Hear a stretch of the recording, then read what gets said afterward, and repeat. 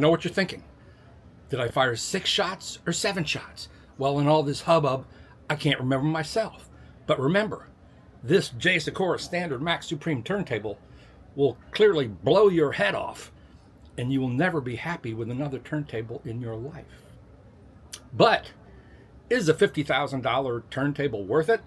The Sikora Standard Max Supreme. The puck that comes with this thing alone weighs like 10 pounds.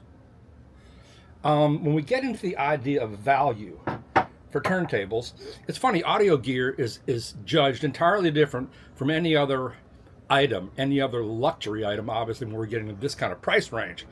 You know, is a Rolex worth it? Is a Lamborghini worth it? Is a Ferrari worth it? Is a Porsche worth it? I don't know much about watches. You know, people spend insane amounts of money on bidets and toilets. But I reviewed this turntable for Audiophile magazine way back in April of 2025. And I'm going to read you a few excerpts from this review. And they have been kind enough to let me hang on to it for a while. And as soon as they want it back, they will come get it.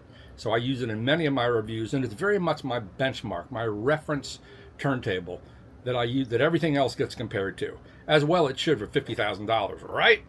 It came with a Aidis, I think it's called the Blackstone cartridge. Let's talk a little bit about the design of this turntable and what actually constitutes all of this. There's another turntable called this Sikora Standard Max, and in the Supreme, they've replaced many of the parts that were formerly aluminum with brass. An upgraded version of Sikora Standard Max, the Standard Max Supreme, is built like a heavy metal layer cake, each massive section supporting another, from its oversized isolation platform, this giant base on the bottom, to its 40-pound Delrin platter and massive record weight. I wrote that the Standard Max Supreme was built up in my listening room piece by piece like the Great Pyramid of Giza. Robert Sikora came, and Jeff Fox of Notable Audio down in D.C., along with a whole trove of dudes, and they were all carrying these boxes up here. I mean, this thing is so heavy, but it's such an amazing turntable. It has 2 motors, 4 belts. There's the plinth for the basic turntable. There's another giant isolation platform below it. And Robert Sikora's father, who designs these turntables, was a metallurgist by trade. And somehow he has managed to create the most magical turntable, the most magical combination of metals and zirconium and rubber that I've ever heard in my life. I've reviewed expensive turntables.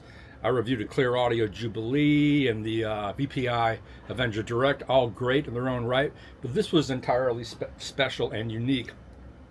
And it really is magical. I mean, when you think about turntables, you have the idea of, you know, it's got to have rhythm and pacing and prat and jump factor and boogie. It has to track records flatly. It has to extract a lot of information. It has to be supremely isolated as possible to lower the noise floor. When the noise floor is lower, you get all this detail. It's funny, I'm reviewing right now the Rega Planar 8 for Analog Planet, and it's the opposite of the Standard Max Supreme. The Standard Max Supreme is all about mass. You know, I used to own the Kuzma, I've owned the Kuzma Stabi Stogie and another Kuzma, which was so incredibly heavy, and it had a wonderful sense of weight and gravity, but it wasn't the most revealing turntable. It wasn't the quickest turntable.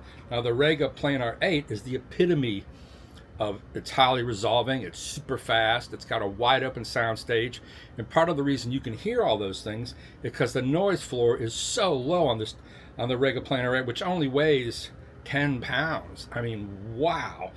It was so easy to set up. That's a really wonderful turntable. It sells for, I think, about $4,000. It carries a lot of the ingredients from the Rega flagship top of the line, the Naiad, but I'm getting off the case. Rega has one method of dealing with resonances and vibration. Sikora has another. Now, this turntable combined all the qualities that I liked about the Avenger Direct, which was a great low end. It's kind of a cozy. It's got a great sense of rhythm, with superior detail retrieval. But beyond that, it just does something magical. You know, as a musician, you have ideas like triple pianissimo, triple forte, from the quietest to the loudest. And not only does this table do all of that on a dime, it brings to life all the spaces between all the notes. And there's just incredible sense of macro dynamics, macro detail, but they don't jump out as detail in dynamics. It just flows.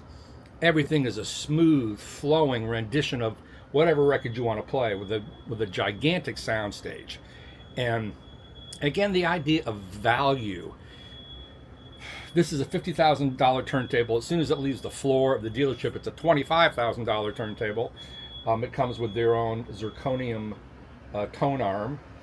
It's a gimbal tone arm, which was kind of hard to set up. Their setup guru used analog magic to, I believe, to set up the azimuth, which looks kind of weird if you look at it right here, but it plays perfectly. But this idea of value, when you get to a certain price point, you know, some really expensive cars probably don't carry their value. They're not really worth that much money. But this thing, you know, I'm going to review the Sikora Aspire turntable, which will be their new entry-level turntable. And I know it's going to have some of the qualities of this turntable. But let's talk about the build quality a little bit. The Standard Max Supreme contains unique combinations of metal and alloys, said Robert Sikora. In the turntable suspension, aluminum elements of the Standard Max turntable have been replaced with brass. The separating layers of the base of the platter are now made of steel and solid brass plates. The motor housings as well in the Sikora reference turntable are made of a 1 centimeter thick stainless steel with improved internal damping.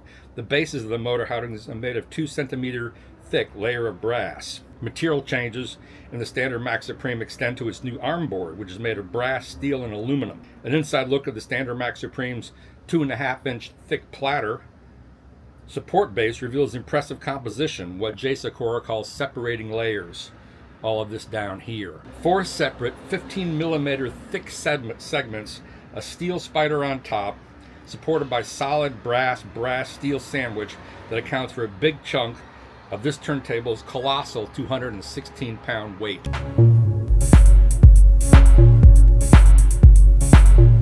This is the massive Delrin platter. This is the separating layers, but what's really cool is it also has another glass platter on top. This comes right off.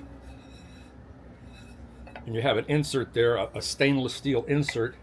So you could have, I guess you could experiment when you want, was putting the record directly on the Delrin platter, which a lot of better turntables are now made with Delrin platters. Furthermore, regarding each layer, Sikora said, Robert Sikora, the role of each layer is to create another stratum that helps to get rid of resonances. Each material has its own resonant frequency, the kind of thing a metallurgist would really understand. The entire construction is attached to the plinth by screws. Combining materials with different resonant frequencies spreads resonances and lowers the peaks. And you can hear that in this turntable. There are no peaks that jump out and hit you.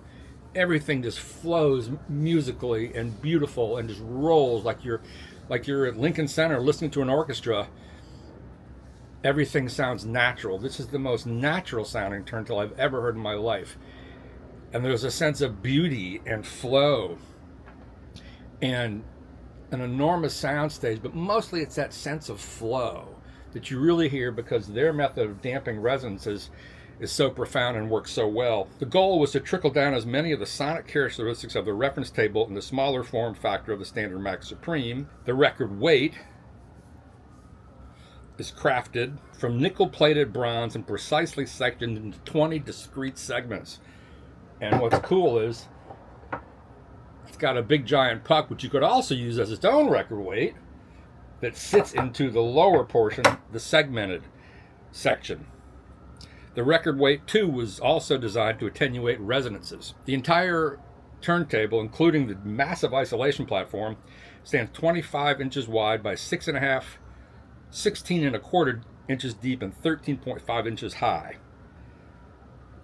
10 millimeter thick graphite glass platter, again chosen for its vibration damping policies. There's also an amazing power supply down here out of camera range that shows you the exact voltage that's coming into your house, and I think it adjusts it correctly to be at 120. Beyond the quartet of 4 separating layers To further mitigate resonant frequencies, Sikora interposes 2 copper separator rods between the layers. There's like no copper, brass. It's all about tone, and this thing has such a beautiful tone. You know, I just reviewed John DeVore's Super 9 speakers for Audiophile, and he came and picked one of them up to take them to John Atkinson for measurements. And the overview tone of that speaker is a sound of beauty. Those are very pretty sounding speakers, which is different from the 096, definitely different from the original 9s that he made. These are the Super 9s image beautifully. They have shit tons of bass, if that's present on the record. You know, the thing about a great turntable is, if it's really, really well made, if there's no bass on a record, it's not going to add any bass to it. You're not going to hear it.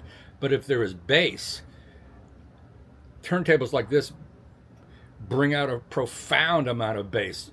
Like on the Tour de France by Kraftwerk, it's just amazing. And the way it does layering and separation, it does all that audiophile stuff, but it does something magical and unquantifiable besides that.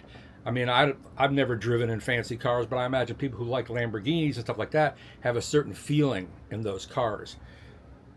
This thing does that to me. This is a majestic turntable that makes such beautiful music. And really, you know, people think audiophiles are you're buying with your eyes, you're listening to the gear, not the music. That's just not true. You know, if you don't have to spend a lot of money to be an audiophile, but I think you have to have a separate system. And most important thing is your system has to have synergy.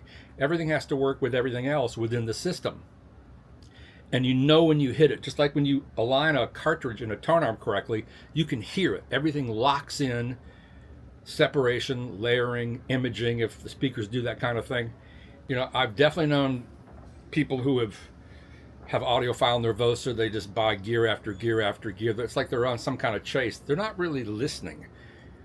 You know, I requested to hang on to this table. I do what I do, review gear for 2 different places, because I want to hear what my records sound like on these systems. Different turntables, different amplifiers, different speakers, all bring out different qualities from your record. I want to feel like I'm in the studio. I want to hear what the engineers heard. I want to hear what the engineer and the producer and the musician, what their goal was. I want to dig as deep into the record and extract as much music out of it as possible. You do that by lowering the noise floor, having a supreme tone arm that can so beautifully track what's in the grooves. It's, you know, it's beyond mechanics. It's really an art form. And to me, that's what's so great about this. You know, I like vinyl and turntables and horn speakers and tubes. You know, I'm getting ready to review a pair of Ellicott monoblocks with KT170 tubes. They're about $5,000 for the pair. They're so transparent. They sound phenomenal. 60 watts per channel. They can drive anything pretty much. I hear music out of that amp I haven't heard before. Japan is kind of a, you know, repository of all this incredible audio information that we over here in the West are just sort of catching up with. People like Devin Turnbull. But it's really about beauty. It's about the depths of your music. And I don't necessarily mean detail and transparency, but I do.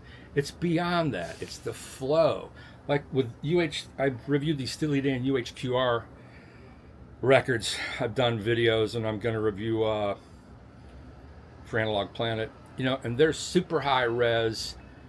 But the UHQRs are like the music was sort of in a little pile, and it lifts it all up. And the scale grows, and the detail and the depth. That's what a great system does.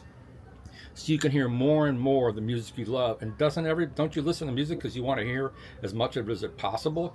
You want to feel touched in your heart, and that, you know, that sense of ecstasy that comes with great music. A turntable like this brings that out in spades in a way I've never heard before in my apartment.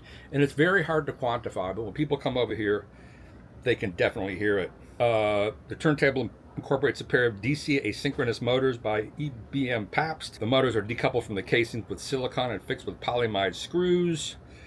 The casings are anchored to 2 centimeter thick brass bases. Internal damping has been enhanced beyond the standard max with 2 proprietary damping foams inside the motor housings, 2 rubber belts per motor, 4 total transmit power to the platter.